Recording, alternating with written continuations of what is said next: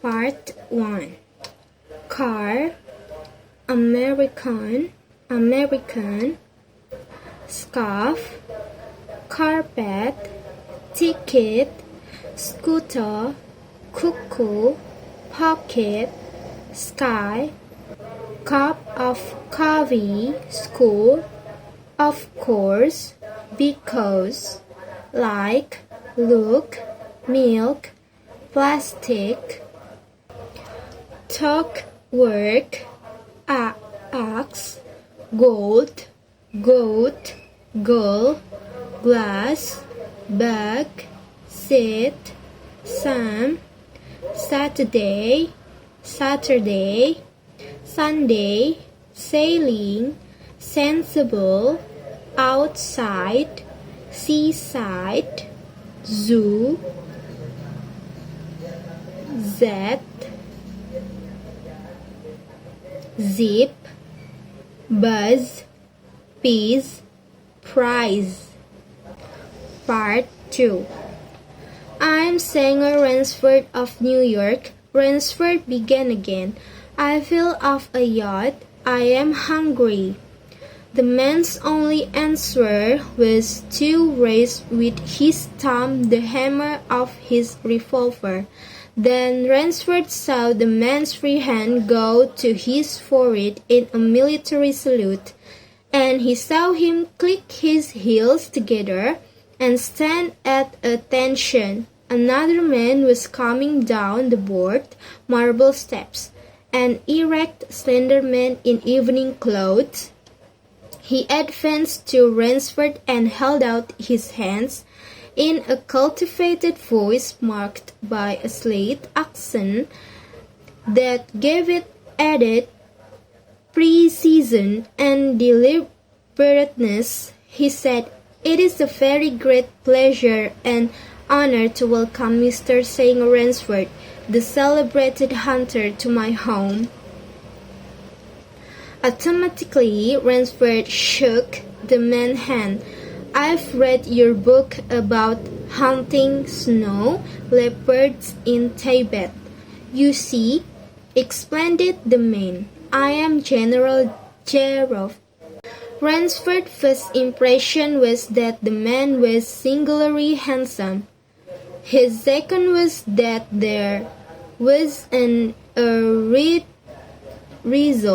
reason, almost bizarre, quality about the general face. He was a tall man past middle age, for his hair was a vivid white, but his thick eyebrows and pointed military mustache were as black as the night from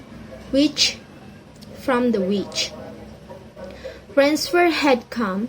His eyes too were black and very bright. He had high cheek, bones, a sharp-cut nose, a spare, dark face.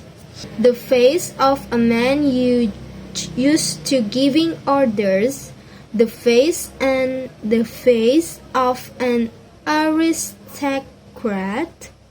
Turning to the giant in uniform, the general made a sign. The giant put away his pistol, saluted, withdrew. "Ivan is an incredibly strong fellow," remarked the general, "but he has the misfortune to be deaf and dumb, a simple fellow, but I'm afraid, like all his race, a bit of a savage." "Is he Russian?" "He is a Kazakh," said the general, and his smile showed red lips and pointed teeth.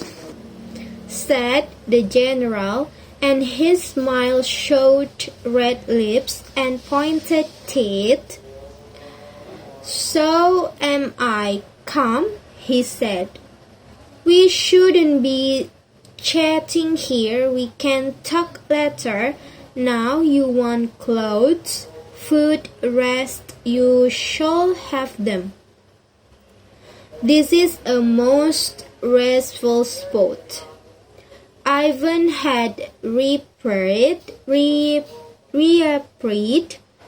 and the general spoke to him with lips that moved but gave forth no sound.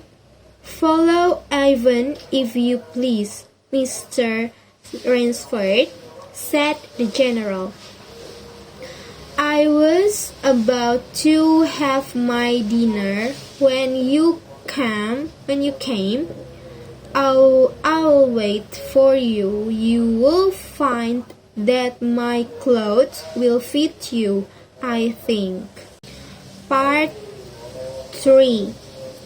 Born a year after the Sept 11, 2001, Atex Ismatullah Omari grew up to despise America. At 12, he was trained by the Taliban to plant roadside bombs. At 16, he was attacking military convoys near Bagram Airfield, the largest U.S. military base in Afghanistan and the epicenter of America's longest war.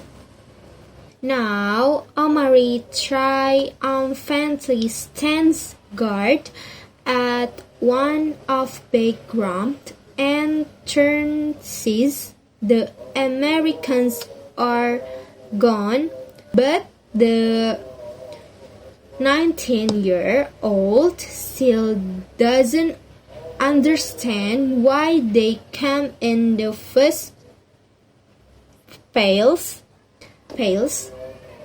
Once he saw a video of planes hitting two tall buildings and a death he can't recall, he said, but no one told me the story about what happened. Thousands of Americans who were older toddlers, infants or born after 9/11 joins the U.S.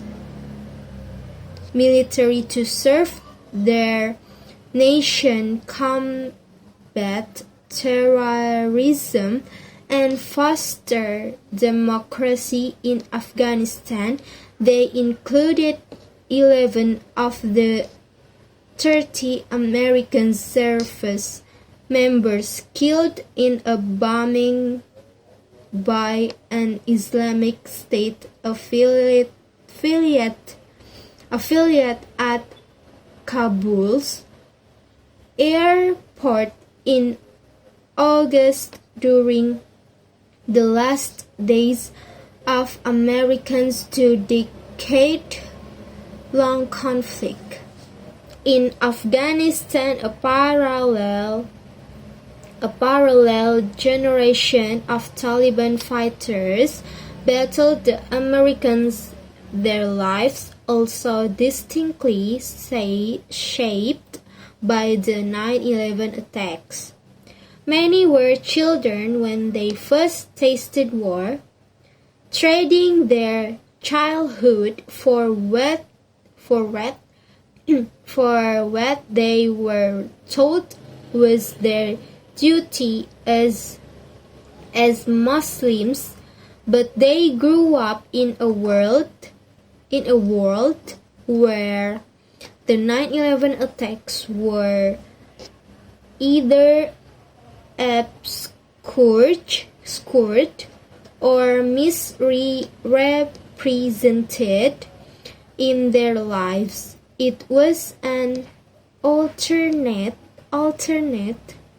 universe where a lost generation of rural Afghan youths had few opportunities and never benefited from billions of dollars in Western aid money that elevated the lives of countless Afghans,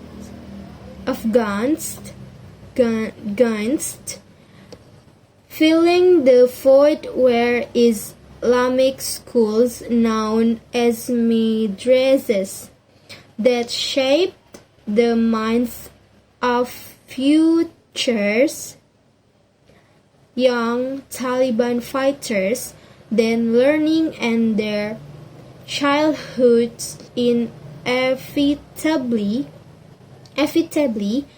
cut for by the lure of jihad or holy war.